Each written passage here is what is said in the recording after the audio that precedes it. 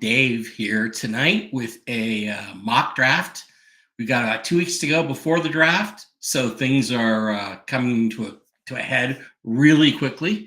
So I'm looking forward to that. Mike is, let's say, not in the building today. So tonight I'm going to do a mock draft. There's going to be a couple of trades in this mock draft, and we're going to see if we can make those things happen and make some changes.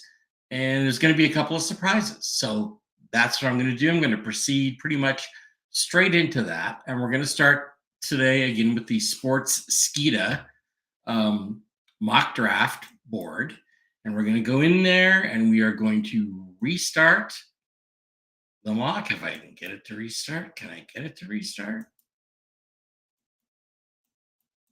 It won't restart. This might be a very short video.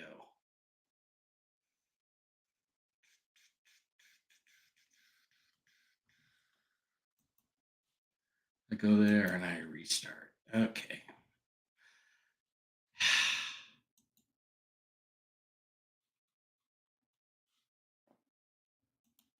Okay, so we're going to go with one round. We're going to go all the teams. So we're going to click the all button. We're going to enter the draft and we're going to make all the picks in round one. And round one starts with Chicago at the top of the draft. The consensus has still been, I think, that they're going to go ahead and draft Caleb Williams. So that's what we're going to do to get things started. Take Caleb Williams with the first pick overall. He's been talked about a lot, and I think everybody knows all about Caleb Williams. The number 2 pick is the Washington Commanders, which is a terrible name. I hope they change it to something decent.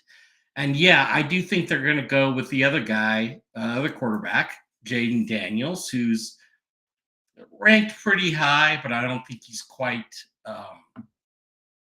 as high as this. But we'll see how he develops as a pro. There's a lot of questions still, I think, about him.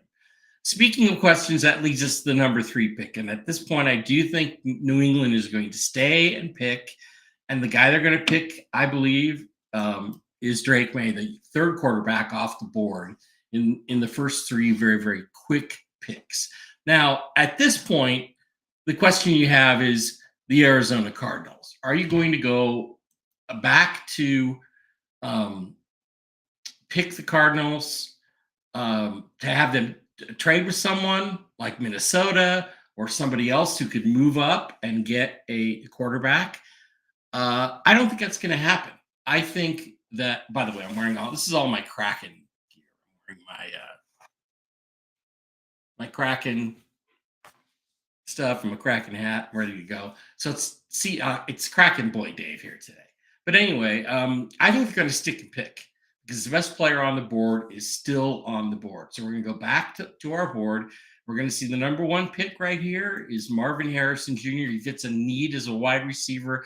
So I don't think the Cardinals are going to trade down. They're going to stay, and they're going to pick Marvin Harrison Jr. Now, this gets us to our first change, our first trade, and that is with the San Diego L/LA Chargers. The Chargers have a lot of needs. They don't have much talent, but they can pull off something really, really unique here. Jim Harbaugh is the new coach. I think Jim Harbaugh is going to try to pull off something really memorable. And I think that something is going to be trading their quarterback, Justin Herbert, out of Oregon. I think he's 5 years he's been in the league now, trading Justin Herbert to the Minnesota Vikings for their 2 picks at 11 and I believe 23. And then they're going to stay, and they're going to have 3 first-round picks, and they're going to stay and pick at number 5. And I think what they're going to do at number 5 is take a surprising player, but a guy that Jim Harbaugh knows really, really well. And that would be quarterback J.J. McCarthy out of Michigan. I believe he goes number 5 overall to the San Diego /LA Chargers. At 6, I think we kind of return to form here. Not a lot of choices for the Giants. It'd be great if they could get a quarterback. They like the tackles. But I think they're going to go with this guy, Malik Neighbors, the wide receiver from LSU. He's been the guy who's been rumored as a potential pick by the Giants. I think that's probably going to happen. Now, at 7, we have the Tennessee Titans. Titans have a lot of needs, but the main needs that they have, quite honestly, is a tackle. And there are the full complement of tackles, left and right tackles are available here. Olubunmi Fashanu is there, and also Joe Alt. Alt is the bigger player. I think Alt is physically stronger than Fashanu, but he probably also has a little less athletic ability than Olubunmi Fashanu. I think Olubunmi Fashanu. I think the Titans are going to stick and pick, and they're going to take Olubunmi Fashanu simply because the two players, Alt and Fashanu, are really close together in terms of their rankings. You can see on our board here, they were 9 and 10. They're both left tackles. They need an anchor at left tackle. They have Will Levis at quarterback. They're probably going to have to get some receivers down the road in the second or third round. But at the same time, I think Fashanu gives them a building block, and it's a safe pick. And I think that likely they will make the safe pick. So we're going to go back to the simulator again, and we're going to pick here number 8 for the Atlanta Falcons. Now, everybody seems to have an edge rusher mocked to the Falcons here. So Jared Verse, Dallas Turner, Chop Robinson. I guess that makes sense, except that they just spent $180 million getting a quarterback in Kirk Cousins. So in trading up for a quarterback, you got to give that quarterback some weapons. Now, they took a guy, Kyle Pitts, a couple of years ago as a tight end. He's been okay. He hasn't been great. So in my mind, you take the best player on the board. Atlanta Falcons. You take Brock Bowers, the tight end from Georgia, who's your next potential superstar at tight end. He's a guy who could replace Travis Kelce as the number 1 tight end in football. So then you trade Kyle Pitts to someone else down the road, some team that needs receivers, needs players that can. For instance, Tennessee is a team that can do that. So at any rate, Brock Bowers, I think, goes at number 8 to Georgia. Now, here comes our second pick. And our second trade pick, and that is the number 9 pick with Chicago. Now, there's a lot of teams that would like to trade up here. Chicago just they took their quarterback. They've got 2 receivers already in Keenan Allen and I want to say DJ Charles, and that's not his name. You know who I'm talking about, the other guy that was really good last year at the Bears. Anyway, I think this is a prime pick to trade. They only have, I think, 3 or 4 picks in this draft. I think they could trade it for a couple of picks this year, maybe one next year. And there's a lot of teams down here who could possibly move. And that would be, I got to go back here. Would like to move up. The Broncos would be one. The Vikings, if they were still in this draft, they have Justin Herbert now. So this pick is actually going to be LA Chargers. The Raiders could possibly move up. The Colts have talked about moving up. The Saints have talked about moving up as well. But the big team with the big need, in my mind, is our team. And that is, of course, the Seattle Seahawks at number 16. So I'm going to now try to mock a draft or mock a trade and show you how I think this might work out. So we're going to propose trade. In the trade, we're going to start with the team proposing it is going to be Chicago. The team that's going to be trading with them is going to be, if it's on here, the Seattle Seahawks. We're going to confirm that. So Chicago only has 975 and 122 left. Would they like some more picks? Yeah, they probably would.